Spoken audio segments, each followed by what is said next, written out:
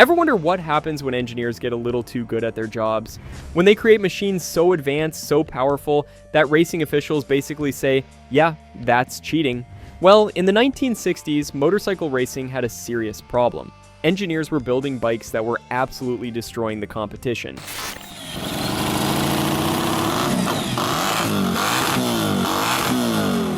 And the solution? Ban them. All of them. Today we're counting down 10 banned motorcycles from the 1960s that actually worked. These weren't dangerous death traps or experimental failures. These were engineering masterpieces that got outlawed simply for being too good. So hit that like button, subscribe if you haven't already, and let's dive into racing's most controversial decade.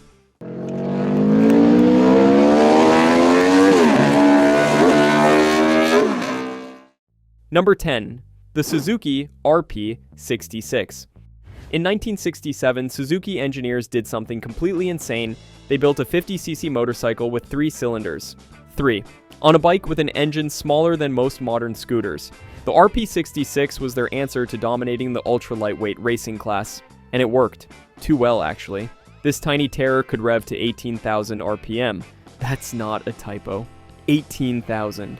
Most car engines would explode trying to reach half that speed. The secret was in those 3 microscopic cylinders, each one barely bigger than a thimble. Suzuki's engineers had figured out that more cylinders meant better power delivery, smoother operation, and higher rev limits. They were right. During testing at Suzuki's private track in Japan, the RP66 was consistently 5 seconds faster per lap than anything else in its class. 5 seconds in motorcycle racing might as well be 5 minutes.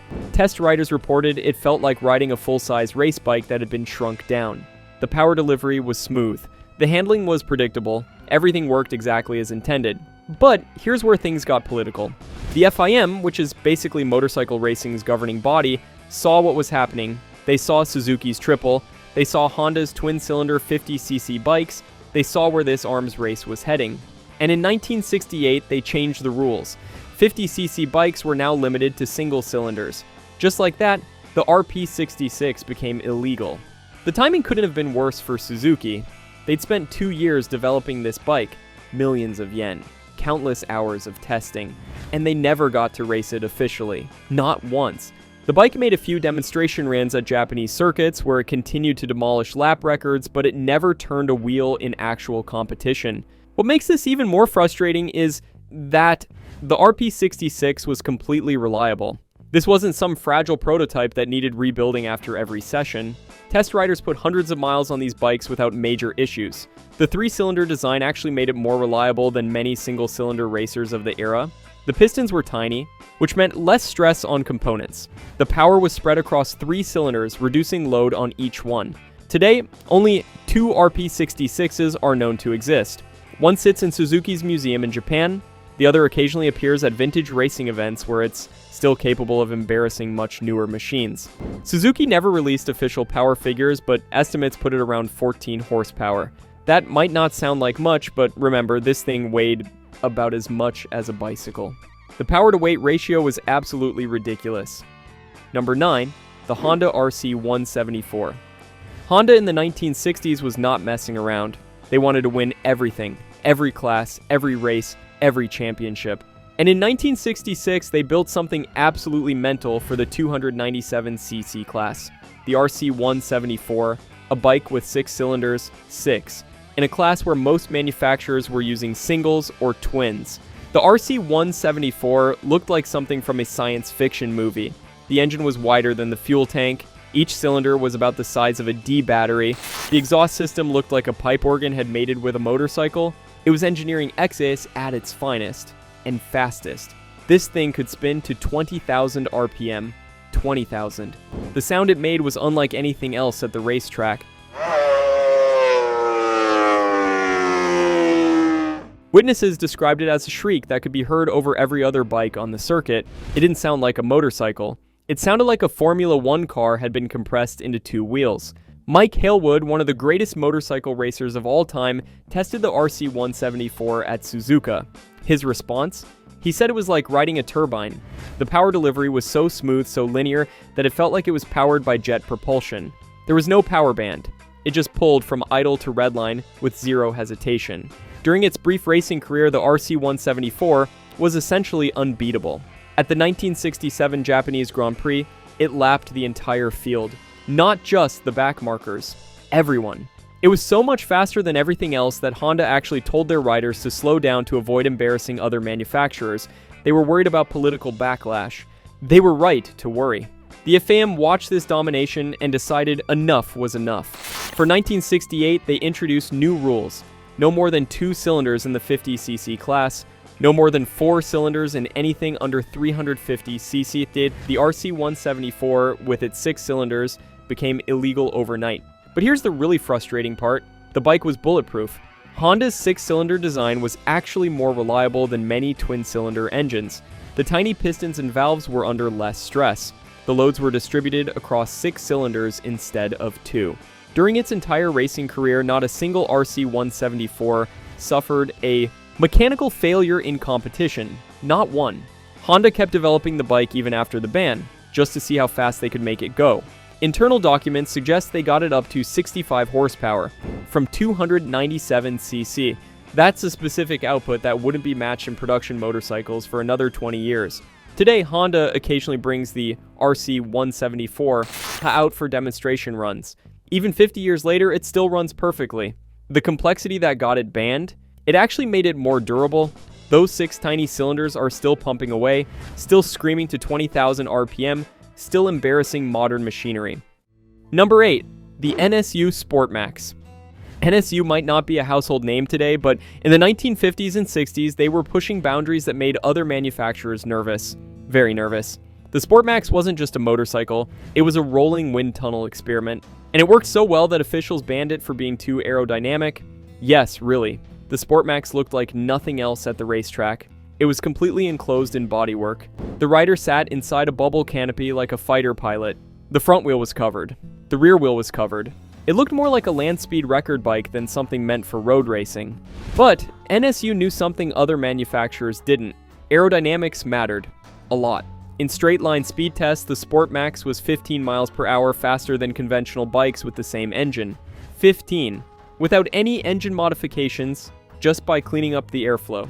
NSU's wind tunnel data showed they'd reduce drag by 40% compared to a standard racing motorcycle.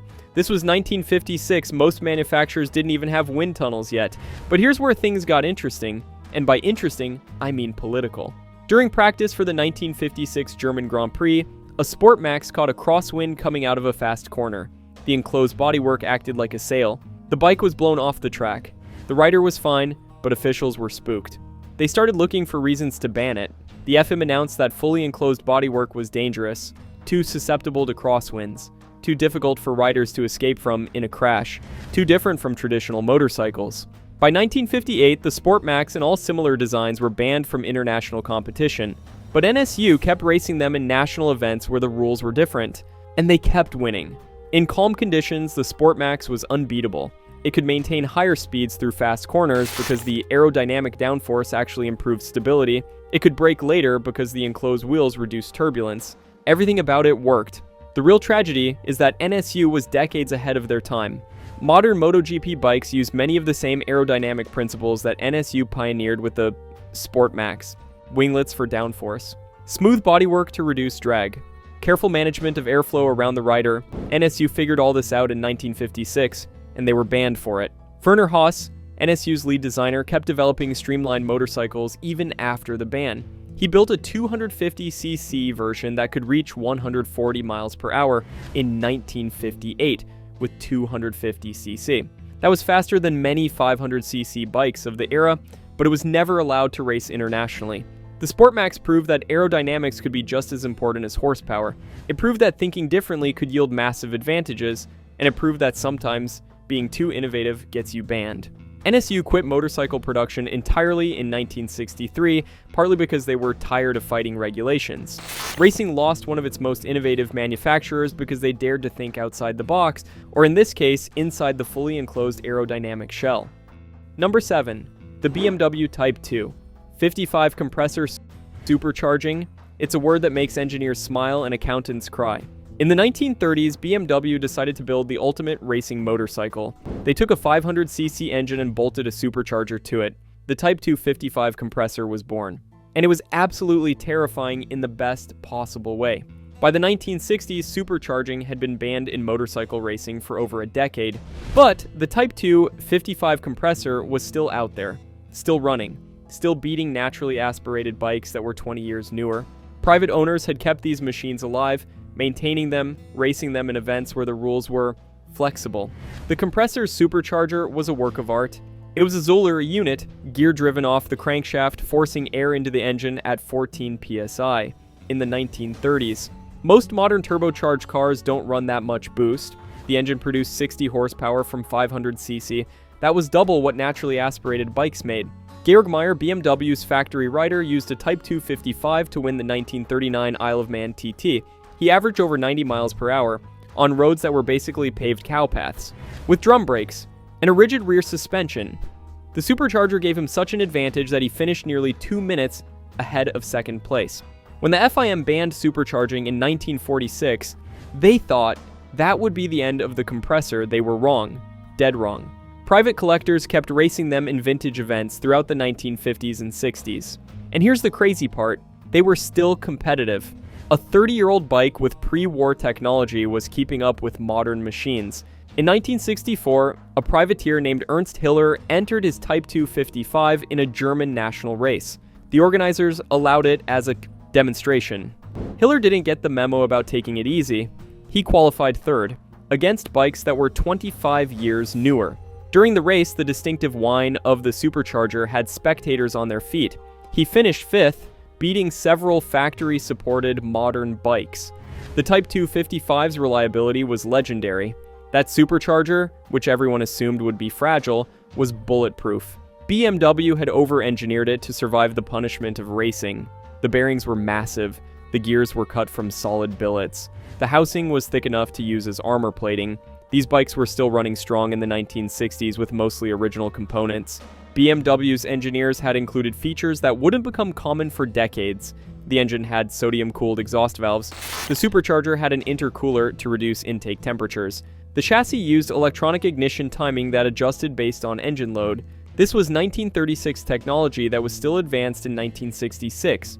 The sound of a Type 255 at full throttle was unforgettable. The supercharger whine mixed with the exhaust note created a mechanical symphony. People who heard it race in the 60s said it sounded like the end of the world. In a good way. It was loud. It was aggressive. It was everything a racing motorcycle should sound like. Even today, a handful of Type 255s still compete in vintage racing. They're still fast. They're still reliable. They're still banned from any modern competition, because even after 90 years, a supercharged BMW is still too much of an advantage. The FIM was right to ban them. They were just too good. Number 6, the Moto Guzzi FIV 8 Otto Cilindri. Moto Guzzi looked at the 1955 Grand Prix season and decided everyone else was thinking too small. While other manufacturers were building 4s and 6s, Guzzi went completely insane. They built a 500cc FIV 8 cylinders, each one the size of a large vitamin pill. It was called the Otto Cilindri, which is Italian for 8 cylinders and also Italian for we've lost our minds. The Otto Cilindri was so complex it needed its own team of engineers just to start it. The valve train alone had more parts than most complete motorcycles. Each cylinder was 62 axi. The pistons were smaller than golf balls. The connecting rods looked like jewelry. It was mechanical pornography of the highest order. This thing revved to 12,000 RPM in 1955. When most 500cc bikes were happy to see 7,000, the power delivery was so smooth that test riders said it felt electric. No vibration, no power pulses, just seamless acceleration from idle to redline. It produced 78 horsepower, which was about 20 more than anything else in the class. The engineering required to make this work was staggering. The crankshaft was a one-piece forging that took 6 months to machine. The valve gear used hairspring returns because normal valve springs couldn't keep up with the RPM. The carburetion system had 8 separate units, each one individually tuned. Starting it required a specific 23-step procedure. Missing one step meant starting over. Dickie Dale tested the Otto Cilindri at Monza in 1957. He later said it was like riding something from another planet. The acceleration was so violent it actually scared him. And this was a guy who raced Isle of Man TT bikes for fun. The V8 could reach 170 miles per hour. In 1957, on bias ply tires with drum brakes. But the Otto Cilindri had one major problem. It was too expensive. Guzzi estimated that each bike cost the equivalent of 50 production motorcycles to build. The maintenance requirements were insane.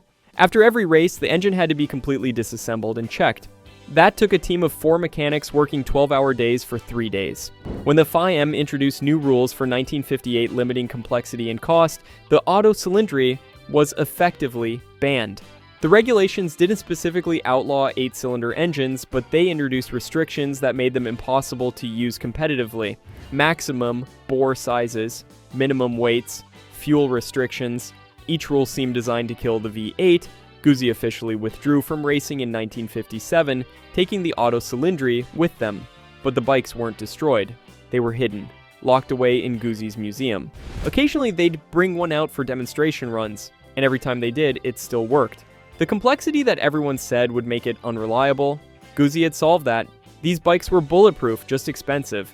In 1969, Guzzi secretly tested an updated Otto Cilindri at their private test track. With modern tires and suspension, it lapped faster than contemporary Grand Prix bikes, 12 years after it was built, using 1955 technology. But it would never race again. The rules had been written specifically to prevent it. The Otto Cilindri remains one of the greatest what-ifs in motorcycle racing. What if the rules hadn't changed? What if Guzzi had kept developing it? What if cost wasn't a factor? We'll never know. But we do know this. In 1957, Moto Guzzi built an engine so advanced that racing had to ban it just to keep things fair. That's both tragic and incredibly impressive. Number 5. The Suzuki RK67. Suzuki in 1967 was on a mission. They wanted to dominate every racing class, and the 50cc category was their laboratory. The RK67 was their mad science experiment, a 50cc twin-cylinder that could spin to 20,000 RPM. 20,000, from an engine smaller than most energy drink cans. The RK67's engine was a masterpiece of miniaturization. Each cylinder was 25cc, the pistons were the size of bottle caps. The connecting rods looked like watch parts. But somehow Suzuki's engineers made it all work, and work reliably. This wasn't some fragile prototype, it was a proper racing motorcycle that just happened to be incredibly tiny. The power output was staggering for the displacement. 18 horsepower from 50cc, that's a specific output that modern superbikes struggle to match. The secret was those astronomical RPM and Suzuki's revolutionary port timing. They'd figured out how to make a 2-stroke engine breathe at speeds that should have been impossible. During testing at Ryo, Suzuki's test facility, the RK67 was consistently the fastest 50cc bike they'd ever built. It could reach 90 miles per hour. 90 from 50cc. The aerodynamics were so important at that speed that riders had to maintain a perfect tuck, or they'd actually slow down from wind resistance. But the RK67's party trick wasn't just speed, it was reliability. Those 20,000 RPM that should have grenaded the engine in minutes, the RK could sustain them for entire races. The tiny components were actually under less stress than larger pistons at lower RPM. Physics is weird sometimes. Suzuki's engineers had discovered that smaller, lighter parts could spin faster with less wear. The sound this thing made was absolutely incredible. Witnesses described it as a dentist's drill amplified through a Marshall stack.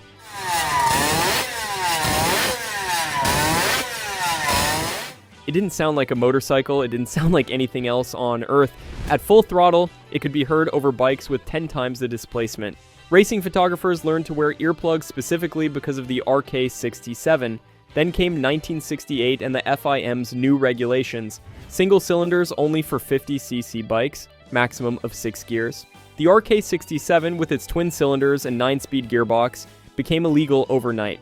Suzuki had spent 3 years and millions of yen developing this bike. They got to race it officially for exactly 1 season. The tragedy is that the RK67 represented everything great about 1960s racing.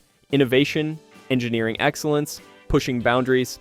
It worked perfectly. It was faster than anything else in its class. It was reliable enough to finish every race it started, and it was banned because it was too good at what it did. Suzuki kept one RK67 running for demonstration purposes. In 1975, they brought it out for an exhibition at Suzuka. 7 years after it was banned. It still started on the first kick. It still revved to 20,000 RPM. and it still lapped faster than many bikes racing in the current 50cc class. The technology that got it banned had actually made it timeless. Today, the RK67 is considered one of the greatest 50cc racing motorcycles ever built, which is both a huge honor and deeply frustrating. It was the pinnacle of small displacement racing technology, and it was killed by politics, not competition. The RK67 never lost a race to another motorcycle. It only lost to a rulebook. Number 4. The Yamaha RA31. A Yamaha's RA31A was the motorcycle equivalent of bringing a nuclear weapon to a knife fight. In the 125cc class, where most manufacturers were building pleasant little singles that sounded like angry lawnmowers, Yamaha built a twin-cylinder missile that screamed like a banshee and went faster than bikes with twice the displacement. The RA31A was introduced for the 1967 season, and it immediately made everything else look ancient. The engine was a water-cooled twin that produced 35 horsepower from 125cc. That specific output was insane. It was making more power per cc than Formula 1 engines of the era. The secret was RPM, lots and lots of RPM. The RA31A could spin to 18,000 RPM reliably, but Yamaha's engineers had seen it reach 21,000 on the dyno. 21,000 RPM from a motorcycle engine in 1967. The valves were moving so fast they needed special metallurgy just to avoid turning into liquid. Bill Ivey, Yamaha's factory rider, took the RA31A to its first race at the Spanish Grand Prix. He didn't just win, he humiliated everyone. His fastest lap was 8 seconds quicker than the previous record. 8 seconds. In racing, that's not winning. That's dimensional travel. He was so far ahead that he actually slowed down in the final laps to avoid embarrassment. The RA31A's dominance was total. In the 1967 season, it won every race it finished. Not most, all. Every single one. The only times it didn't win were mechanical failures, which were rare. Yamaha had built something so superior that racing stopped being competitive. Other manufacturers complained, loudly. But here's what really scared everyone. Yamaha was just getting started. For 1968, they had a development version making 40 horsepower, 40. From 125cc, they were planning water injection, variable exhaust timing, materials that wouldn't exist in production bikes for another 20 years. The RA31A was going to get even faster. Then, the FIM dropped the hammer. New rules for 1968, maximum of 2 cylinders for 125cc, which sounds fine, except they also limited gear ratios and port timing. The rules were specifically written to slow down bikes like the RA31A. It was still legal technically, but it was neutered. Yamaha tried to race the restricted version in 1968. It was still fast, still won races, but it wasn't the weapon it had been. The development program was cancelled. The water injection system that was testing at 45 horsepower, scrapped. The variable blunt exhaust that could have pushed 50 horsepower never raced. The RA31A proved that 125cc bikes could be just as fast as bigger machines. On tight circuits, it could lap faster than 250cc bikes. Its acceleration from corners was so violent that riders had to learn new techniques just to keep the front wheel down. This was a 125. It was pulling wheelies in third gear. Phil Reid, who also raced the RAC31A, said it was the most exciting bike he ever rode. And this was a guy who raced everything from 50cc to 500cc. He said the power delivery was so explosive, so immediate, that it felt like being shot from a cannon every time you opened the throttle. The rush was addictive. Today, surviving RA31 As are worth more than houses. Yamaha occasionally runs one at demonstration events, and 50 years later, it still shocks people. The sound, the speed, the sheer violence of the acceleration. It's a reminder of what racing could have been if the rules hadn't intervened. The RA31A wasn't just fast, it was transformative, and that's exactly why it had to be stopped. Number 3, the Kawasaki, a 1R. Kawasaki in the late 1960s was the new kid trying to make a name in racing. They didn't have Honda's budget or Yamaha's experience. What they had was a willingness to try absolutely anything. The A1R was their middle finger to the establishment, a 250cc two-stroke that was so fast, so brutal, that race organizers literally didn't know how to classify it. The A1R started life as Kawasaki's production A1 Samurai road bike. But the race version was like comparing a house cat to a tiger. They shared DNA, but that's where similarities ended. The A1R engine was bored, ported and modified until it was basically a different engine entirely. It produced 55 horsepower from 250cc in 1967. But here's what made officials nervous. The A1R was technically a production-based bike. Anyone could buy an A1 and modify it. Kawasaki would sell you the race kit. They'd even help you install it. This wasn't some exotic factory prototype. It was a customer bike that just happened to be faster than most factory machines. At Daytona in 1968, privateer riders on A1 or ice were keeping up with factory teams. Not winning, but close enough to embarrass manufacturers spending millions on development. One privateer, Cal Rayborn, actually led several laps before his A1R expired in a cloud of smoke. But for those glorious laps, a basically stock-based Kawasaki was beating purpose-built race bikes. The problem was displacement creep. The A1R's bore kit took it from 247cc to 251cc, technically over the 250 limit. Some race organizations classified it as a 350, others banned it outright. Kawasaki argued that 251 was close enough. Officials disagreed violently. What really got the A1R in trouble was its success in production racing. Weekend racers were buying these things and absolutely destroying established teams. The bike was too fast for its class, but not fast enough for the next class up. It existed in a regulatory limbo that frustrated everyone. Kawasaki loved it. They were selling bikes and winning races. Everyone else wanted it gone. The A1R's engine was a work of brutal simplicity. No exotic materials, no complex valve gear, just a two-stroke twin with ports the size of mail slots and compression that required race fuel. It was loud. It was dirty. It was everything the established European manufacturers hated about Japanese bikes. And it was faster than all of them. By 1969, most racing organizations had found ways to exclude the A1R. Displacement limits were strictly enforced. Production-based modifications were restricted. The rules were rewritten to prevent another A1R situation. Kawasaki had found a loophole and exploited it so effectively that the loophole had to be welded shut. But Kawasaki had made their point. They'd shown that they could build competitive race bikes. They'd proven that production-based machines could challenge pure prototypes, and they'd established themselves as a company that would push boundaries and challenge conventions. The A1R was banned, but its spirit lived on in every Kawasaki race bike that followed. The few surviving A1Rs are legendary among vintage racers. They're still fast, still brutal, still technically illegal in many racing classes. The sound they make is unmistakable. A harsh metallic shriek that sounds like metal being tortured. It's not pleasant, but it's effective, just like the bike itself. Number 2. The Honda RC181. Honda's RC181 was supposed to be the future. A 500cc four-cylinder that was so advanced, so sophisticated, that the FIM basically said, okay, that's enough innovation for now. It wasn't banned for being dangerous, it wasn't banned for being unreliable, it was banned for being too good at everything. The RC181 was introduced in 1966 as Honda's ultimate racing weapon. 4 cylinders, 500cc, 4 valves per cylinder. In 1966, most manufacturers were still using 2 valves. Honda was already thinking decades ahead.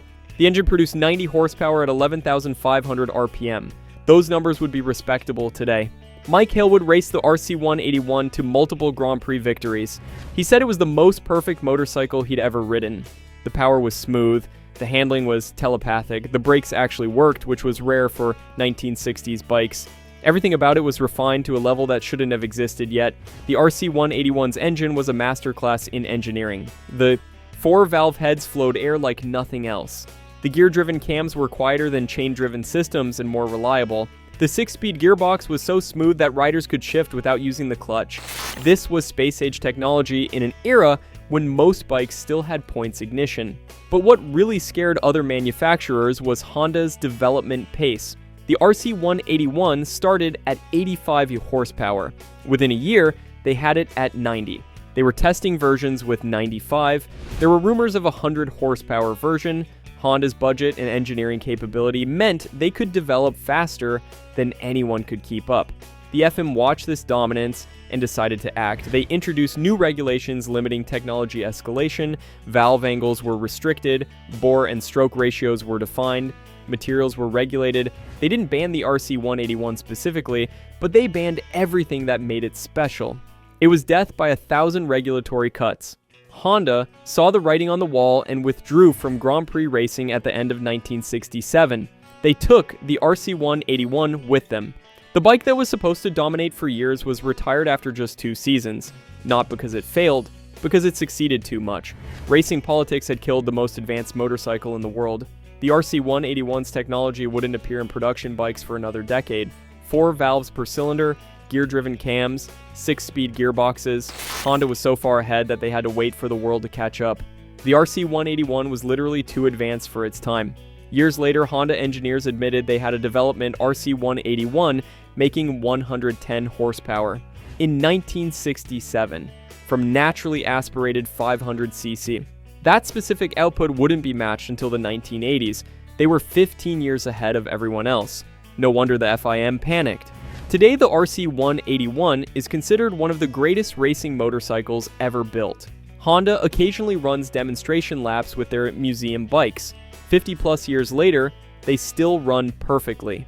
The technology that was too advanced in 1967 is now considered classic. The RC181 didn't just work, it worked too well. And in racing, that's the ultimate sin. Number 1, the DKW Supercharged 250. Our number 1 spot goes to a bike that shouldn't even exist. The DKW Supercharged 250 was banned from racing in 1946, but in the 1960s, these pre-war monsters were still out there, still running, still beating modern bikes, still making everyone question what banned actually meant.